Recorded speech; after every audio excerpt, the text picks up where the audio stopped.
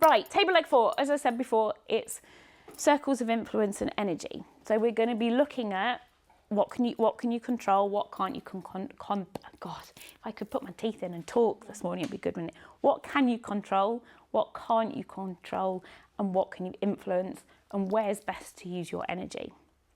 So I'm going to start off with some questions, as always. Who has got really frustrated, annoyed when you book a day off to go to the beach and it rains? Yeah. Yep. Who has got really annoyed, frustrated, upset, stressed, worried when you've got an important job interview and either your train's delayed and you're running late or you get stuck in a traffic jam? Yep. Who gets annoyed, frustrated, upset, stressed out by someone else's behaviour? Who gets annoyed, upset, worried, stressed, anxious about the past? Yep, we all do, don't we?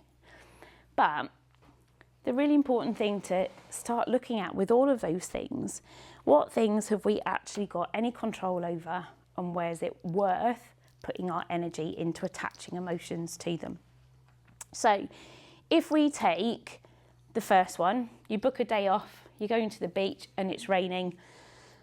Is that under your control? Can you influence it? Is it out of your control? Out of control. Is it really? We can influence not going to the beach and doing somewhere else instead. Yeah. Or you could look at the weather forecast and see if you could rearrange your day off. You might not be able to. So the weather is definitely out of your control, 100%. Yeah. But the fact that you're getting really annoyed, I nearly said it, you're getting really annoyed because it's your day off. You could have looked previously, seen if you could change a day off, change where you're going to go, so still have a nice day off. Yeah. So if we kind of, I'll put these. What about going for that job interview, train delayed, traffic? Where's it going? Train delay is out of control. But Yeah. you could have control because you could leave earlier. Yeah. So we're going back here. Right, you can influence it. Your responsibility to check the trains beforehand, to check if you're driving, is there any hold-ups before you set up? Sat-navs are a wonderful thing where they give you the fastest route, aren't they? So if there is So it's one of those where if you're going along the motorway and there's a crash right in front of you or an accident and you are stuck in a traffic jam for an hour, that's out of your control, isn't it? But you can influence it by checking the travel, checking the trains before you go. So we'll put public transport. I always say that's kind of like public transport sort of sits almost in this bit here. Probably should have written it in there.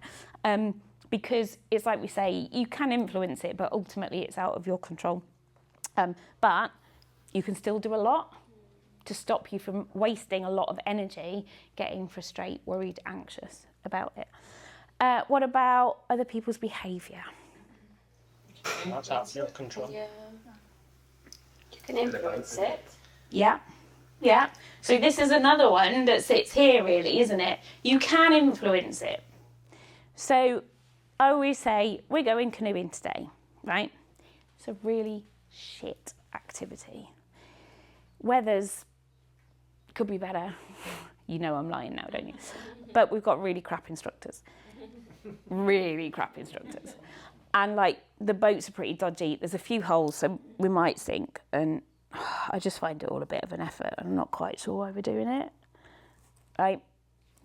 It's ultimately up to you whether you let my behaviour affect you, but I am going to influence you. If I stand here and go, and this is what I believe, we are going to have the best day, the sun is shining, I don't believe this bit, we've got the best instructors, the boats are amazing, they're going to be lightning across Windermere, there is the most amazing coffee shop, the ice creams are even better, and the cake, and the dogs aren't going to bark at the ducks at all, and it's going to be amazing, right? I influence you, but ultimately it's up to you how you choose to react to what I'm saying. So other people's behaviour is out of our control, ultimately. Same as we've talked about this yesterday, your behaviour is ultimately out of other people's control, but we can be influenced by other people as well. So we'll stick it in here, yeah? Here's the good one. What about the past? Yeah, we can't change the past, can we? We can do something about how it impacts on us, but we absolutely 100% cannot change the past. However, no, I'll come to this later. So let's look at, we're getting quite a bit in here, we're getting some stuff in here. What about what we eat, food? It's in our control. Is it? Can you, if you wanted to have smoked salmon and caviar every day this week, could you have it? Not different. So, if you, during lockdown, you want to go and live on lettuces, but Morrison's are restricted to, you're only allowed to buy 2, can you live on lettuces? Lettuces? A lettuce. If you live in a drought-ridden country, can you go to the supermarket? So again, it's a really interesting one to explore. Ultimately, you are in control of what you put in your mouth, but it kind of falls in here. Yeah? What we're doing with this is a bit like the reframing yesterday. We're kind of getting the principle of just thinking about things and how much control we have over them. Exercise? Is it? Yeah. So it's back to, you want to go running every day, but you've just broken your leg. You might not be able to. Your habit is going to the gym every day, and then lockdown happens, and you can't go to the gym. Absolutely, yes. So you can influence it. So it might not be completely. If you are paralysed from the neck down, that's quite difficult to influence. You can do some good jaw exercises, but that's about it. But yes, like you have your boob chopped off. I couldn't do what I wanted to, but I could do something. So it's back to, like, it's here, yes. Ultimately, like, you can control trying to do something, but you don't have complete control over it, yeah? So, what we're going to find that goes in here? What we think, what we feel. The attitude. Yeah, which is, so your attitude and your behaviour. That is actually the only thing we have 100% control of. Quite slight caveat on that, and I'm just interested to explore this as far as where does medication come in on that, or things like menopause. Because I used to think I was in control of my attitude, and then I hit menopause. That all changed. So what do you reckon? I think it's a bit of what to eat. Yeah, I've sort of thought about this a lot since the whole menopause journey, and since the changes I've made recently in managing my stress and my diet and my relaxation and my sleep and all that, I now feel back in control of my attitude and behaviour. I'd lost control of it definitely when I was letting menopause run the show. But I've taken control of the situation and I now feel a lot more in control. But I think it's just good. I'm all about being realistic. So if you're on a medication that, again, I'm not good on all of this, but you take a medication that makes you really drowsy, you want to be energetic and motivated, but the meds you're on stops you from being that. So I think it's just something to be aware of when we think of that, because what I wouldn't want is someone sitting there going, well, actually, I don't feel in control of my behaviour because of the meds I'm on, so let's address it, let's talk about it. And that, to me, is about doing what you can to minimise the impact of the meds. Make sense? Okay, so where's the best place to use your energy? Things you can control. Absolutely. Any point using energy here? No. Okay. So Would we all agree we've only got a limited amount of energy to use in a day? It's not an endless supply, is it? It runs out. So, think of this glass being all the energy that you've got. That's your daily dose of energy. Excuse me. If you use that much of your energy on things that are out of your control, that only leaves you with this much energy to put into things that you can control or influence. Think what you could achieve if you used all your energy on things that you can control. So when we're getting stressed out about the fact that it's raining and we want to go and have a nice day on the water and we're getting a bit narky and we're getting a bit upset, it's wasted energy. We may as well go flush it down the toilet. If we actually put that energy into thinking, right, I'm going to go get my waterproofs on, I'm going to put an extra layer in, and I'm going to get a good mental attitude, and I'm going to go and embrace that ambience of the rain. Massively impacts on our day, doesn't it? This, I want to say, saved me, that's a bit melodramatic, when I went through breast cancer. So I was getting lots of people trying to be lovely, ringing me, messaging me, knocking on the door, are you all right? Do you want anything? Can I do anything? But they were people that if I wasn't all right, I wouldn't tell anyway. You know, they weren't my close friends. And I was having to use so much energy on putting up there, yeah, I'm fine, thanks so much for asking, but I'm fine. And what I realised was I was leaving myself with nothing to put into my own recovery. So I made a conscious decision, and I'm coming back to that conscious decision, that I wasn't going to waste energy on kind of being nice to them and putting the front up, and I needed all my energy to focus on my recovery. So I ignored them all. And what I found was that my true friends would understand. You know, once I was better and I went back and I said, really sorry for ignoring you, but I was just focusing on getting myself better. The ones that were bothered by it, they probably weren't worth getting upset around anyway.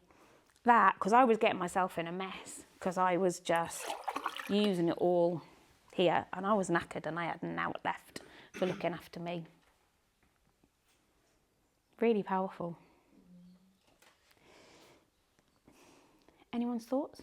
Anyone's thinking, who uses a lot of energy on things that you can't change? Yeah. Not easy to go, oh, I'm not going to stress about this because, right, and this is where I think it's, there was a really important question I did when we were in lockdown. Important question someone asked, God, what is wrong with the brain this morning? We were during lockdown, we did online workshops, so doing this stuff so we could still kind of reach people when we couldn't run the programs. And someone said, so like when you have bad stuff that happens or upsetting stuff, like, is it good use of your energy to put some energy into processing that? 100%. This comes back to what we were saying yesterday about you can't have something upset. I lost my dog at Christmas. If you expected me to go, it's in the past now, you can't change it, like, don't waste any energy getting upset about it. That was not going to happen. For a period of time, I put probably most of my energy into getting upset about my dog.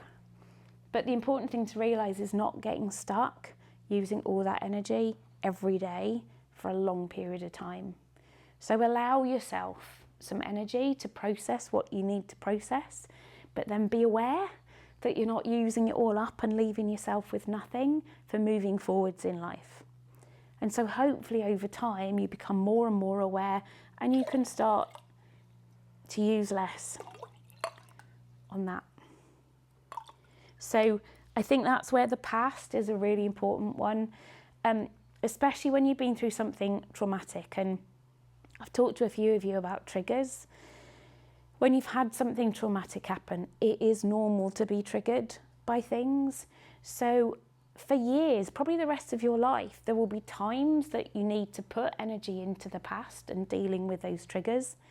But it's back to being aware of that you don't get stuck using it all, getting upset about something you can't change.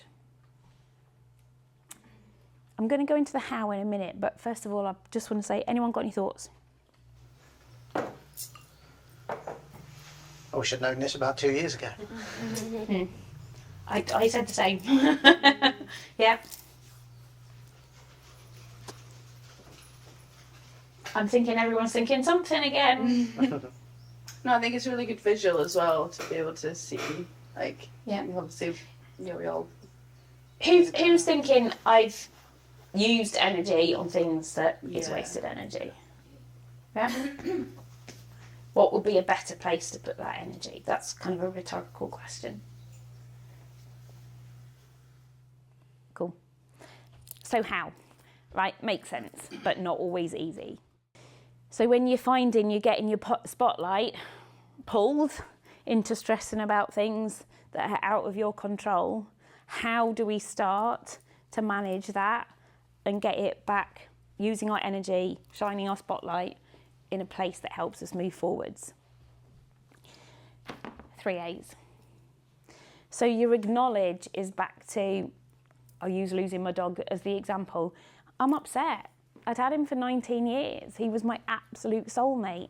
It is right to use some energy getting upset about losing my dog. So I'm going to acknowledge I'm upset right now, and it's okay to be upset, and it's okay to be using energy on that. Then I need to get to the point that I'm accepting, but I can't change it. I can't bring him back. So getting stuck, being upset, isn't going to achieve anything. The action, what am I going to do about it? Now, that could be a number of things, whether it's I'm focusing on these two. And Kip, because he was old, he took a lot of time. And, you know, I've said even here, I've got so much more time because I'm not looking after Kip in his old age. So I'm going to put more time into these two and their training. I might go and rescue another dog and give another. So then I shift my energy onto what am I going to do about it. Can anyone give me an example that they're thinking where that would work for them? I know it's hard on the spot. Well, would my job come into this? So I was having a nightmare at work, and just recently I've had the courage to leave it. Yep. It's a big decision. Yep. I think that's a really important one, right? So many people, whether it's a relationship, please don't all go and leave your partners on the back of this, but we have had it happen. But whether it be, you know, your relationship and your partner, a work, a home, you know, where you're living, and people have kind of gone, I'm miserable. I'm miserable in that job. I'm miserable in that house. I'm miserable in that relationship. And I've been spending all my time putting energy into how upset I am, like kind of whinging and moaning about it. But I mean that in like every day, I'm just like, oh, this is happening, and oh, they're doing that. And like all my energies go in there. So acknowledging that my job's shit. I'm not enjoying my job, whatever it might be. The accepting is, can you change what's going on in your work environment? Absolutely not. Cool. And I don't mean cool, it's not cool. Yeah. But that's the accept bit. Okay, I can't change my work environment. It could be that you could have done. So the action then becomes like, right, and we've had people do this as well. I'm going to go back and speak to my boss and ask if I can move to a different department. I'm going to go and speak to that person and tell them that they're really upsetting me by their behaviour. So that's the bit where if you'd answered yes, it's a different kind of action, isn't it? If you're answering no, then your choice is what action you take. Do I learn how to manage myself in that job and suck it up so it's not causing me to waste all of my energy getting upset about it? Or do I make the choice to put my energy into a new job? And that's the action you've taken. Yeah. George.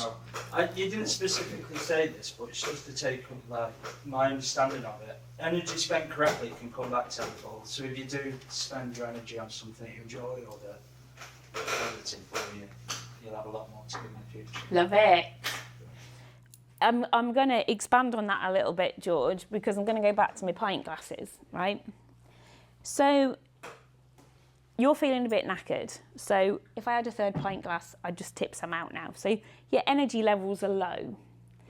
You go out and do what we did for 10 minutes, and it sort of feels like, right, let's I'll do it this way. So your energy levels, you're on like half a glass anyway, because you're just a bit knackered, a bit low. So you're struggling with energy. You go and do something fun for 10 minutes, just tops it back up a bit, doesn't it? Like you go and do something else fun, or you stop stressing because you know that you're stressing about something that's out of your control. So actually, if we eat healthily, you know, you go and have a coffee with friends, or, you know, that's recharging your glass back up again. So completely. Then that's the importance in that fun and doing things we enjoy. It's to balance things back up again. So yeah, awesome. Nice one. Thanks, George. One thing I didn't say and I should have done, this isn't a set process. This. Sometimes you have to go to here before you can do this bit, because it's the action that helps you accept things. Sometimes, so I'll use the example of people with PTSD. So we had a guy on a programme who'd been in Northern Ireland, and a bomb had gone off, a car bomb had gone off. And so parked red cars really triggered him. So part of this was he'd see a parked red car, and his energy, like he would be putting a lot of energy into dealing with that response. But that's a case of every time that happened, we kind of go back here, acknowledging that response you're having now is justified because you've had something really traumatic happen. So then it's a case of accepting, yeah, I am going to respond like this to that car because of what happened. You know, the action is he learned how to manage when he was triggered like that, and that he needed to go and take himself off and distract himself and do this and that. So, but that was happening every time he saw a parked red car. So this isn't you do this, and then you're done. It's like a constant thing that we're using. Does that make sense? And again, you might not even manage this bit. You might go straight to this bit, you know, and then go back to. You can be to-ing and fro-ing between them, but it's being aware of the principle. Cool.